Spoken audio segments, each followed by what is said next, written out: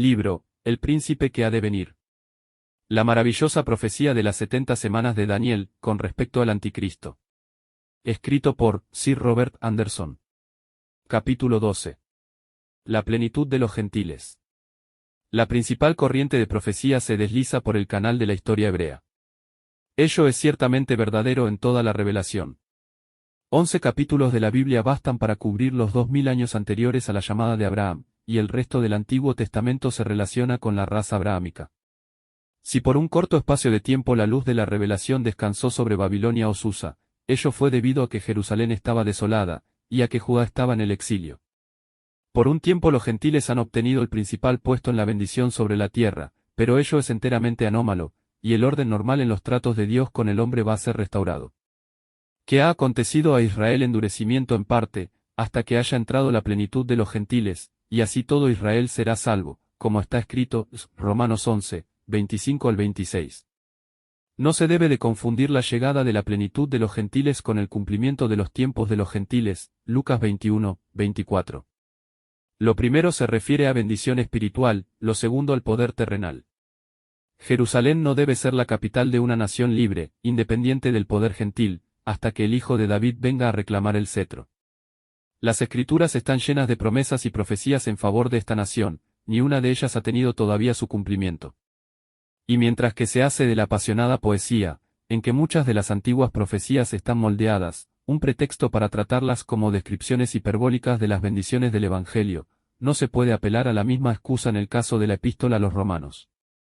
Escribiendo a los gentiles, el apóstol de los gentiles razona allí este asunto en presencia de los hechos de la dispensación gentil. Las ramas naturales de la raza de Israel han sido rotas del olivo de los privilegios y bendiciones terrenas, y, contra naturaleza, se han puesto en su lugar las ramas de olivo silvestre de sangre gentil. Pero a pesar de la amonestación del apóstol, nosotros, los gentiles, hemos llegado a ser sabios en nuestra propia soberbia, olvidando que el olivo, de cuya raíz y rica savia participamos, es esencialmente hebreo, porque los dones y el llamamiento de Dios son irrevocables. Las mentes de la mayor parte de las personas están esclavizadas a los hechos normales de su experiencia diaria. Las profecías de un Israel restaurado les parecen a muchos tan increíbles como las predicciones de los presentes triunfos de la electricidad y del vapor hubieran podido parecer a nuestros antepasados hace un siglo. Mientras que se aparenta independencia al juzgar de esta manera, la mente da solamente prueba de su propia impotencia e ignorancia. Además, la posición que los judíos han mantenido durante 18 siglos es un fenómeno que por sí mismo desmonta cualquier aparente presunción en contra del cumplimiento de las profecías. No se trata aquí de cómo una falsa religión como la de Mahoma puede mantener un frente sin fisuras en presencia de una fe verdadera, el problema es muy distinto. No solamente en la edad pasada, sino también al principio de la presente dispensación, los judíos gozaron de una preferencia en la bendición, que, en la práctica, llegaba a significar casi un monopolio del favor de Dios. En su infancia la iglesia cristiana era esencialmente judía. Los judíos bajo su techo se contaban por miles, los gentiles por decenas. Y a pesar de ello, este mismo pueblo llegó a ser, y por 18 siglos lo ha continuado siendo, más muerto a la influencia del Evangelio que cualquier otra clase de personas en el mundo. ¿Cómo puede darse razón de este misterio, como lo denomina el apóstol, excepto de la manera en que las Escrituras lo dan, o sea, que la era de la gracia especial a Israel se cerró con el período histórico de los hechos de los apóstoles, y que desde aquel período de su historia, ha acontecido a Israel endurecimiento en parte?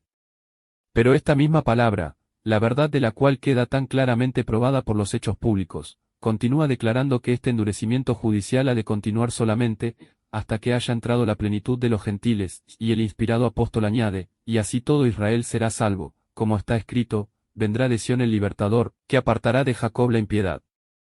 Y este será mi pacto con ellos. Pero puede preguntarse, con toda la razón, ¿no implica ello meramente que Israel será introducido a las bendiciones del Evangelio, y no que los judíos serán bendecidos bajo un principio que es totalmente inconsistente con el Evangelio? El cristianismo, como sistema, asume el hecho de que en una edad anterior los judíos poseían un puesto peculiar de bendición. Cristo Jesús se puso al servicio de los de la circuncisión para mostrar la verdad de Dios, para confirmar las promesas hechas a los padres, y para que los gentiles glorifiquen a Dios por su misericordia. Romanos 15, 8 al 9. Pero los judíos han perdido su peculiar terreno debido al pecado, y ahora se hallan sobre el terreno común de una humanidad arruinada. La cruz ha destruido la pared intermedia de separación que le separaba de los gentiles. Ha nivelado todas las diferencias. Con respecto a la culpabilidad, no hay diferencia, por cuanto todos pecaron, y en cuanto a misericordia, no hay diferencia entre judío y griego, pues uno mismo es el Señor de todos, que es rico para con todos los que le invocan.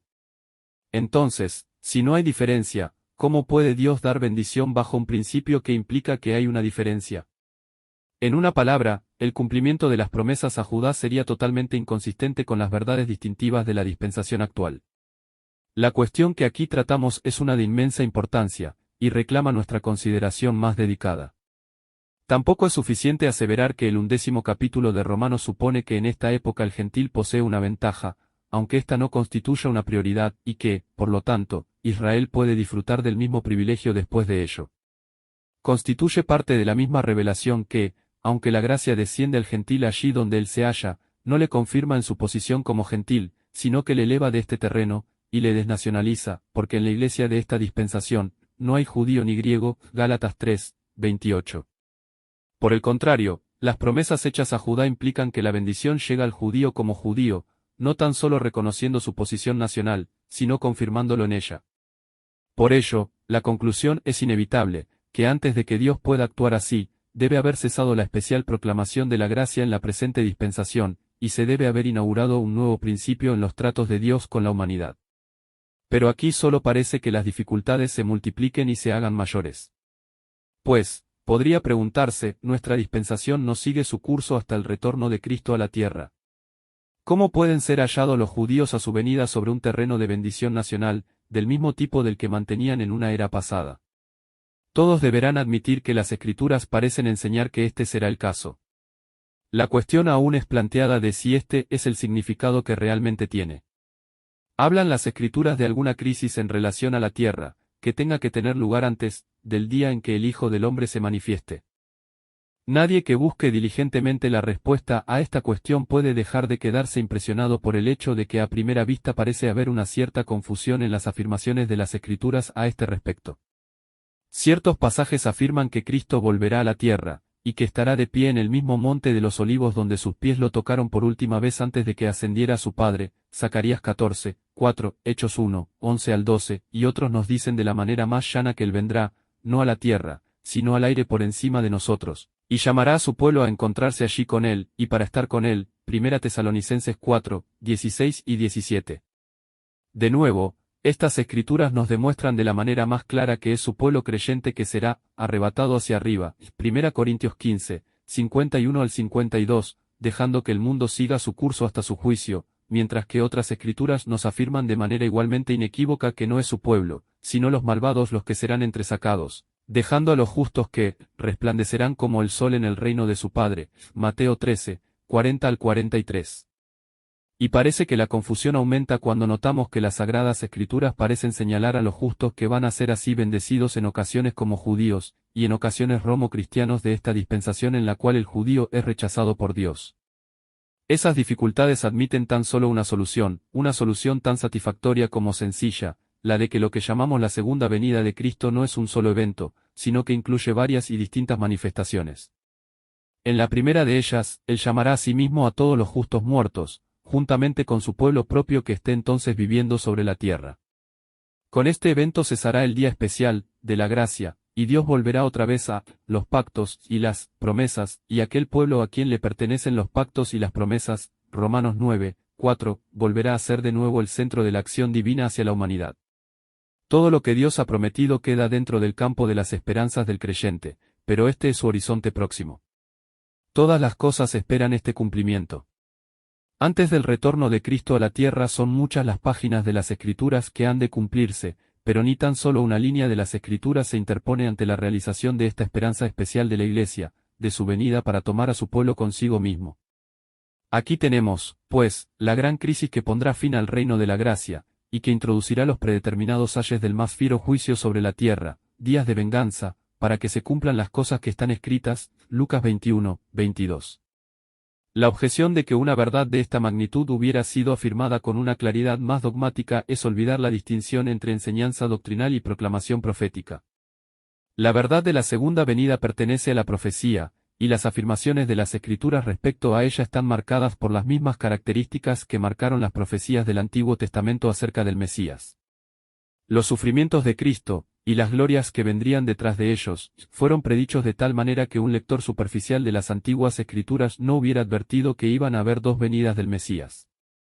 E incluso el estudiante cuidadoso, si no hubiera estado versado en el esquema general de la profecía, hubiera podido suponer que las dos venidas, aunque moralmente distintas, debían estar íntimamente conectadas en el tiempo. Así es con respecto a la venida futura. Algunos contemplan la segunda venida como un solo evento, otros reconocen su verdadero carácter, pero dejan de ver el intervalo que tiene que separar su primera etapa de la última.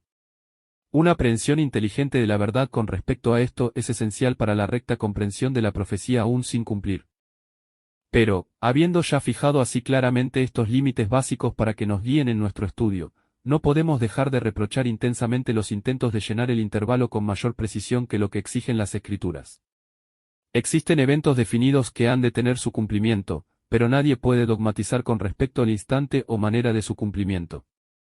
Ningún cristiano que estime rectamente el asombroso peso de sufrimiento y pecado que cada día que pasa añade a la culpabilidad y al sufrimiento de este mundo, puede dejar de ver que ciertamente el fin puede estar cerca, pero que no se olvide del gran principio de que la longanimidad de nuestro Señor es para salvación, 2 Pedro 3, 15, ni del lenguaje de los salmos, porque 1000 años delante de tus ojos son como el día de ayer que pasó, y como una de las vigilias de la noche, Salmos 90, 4.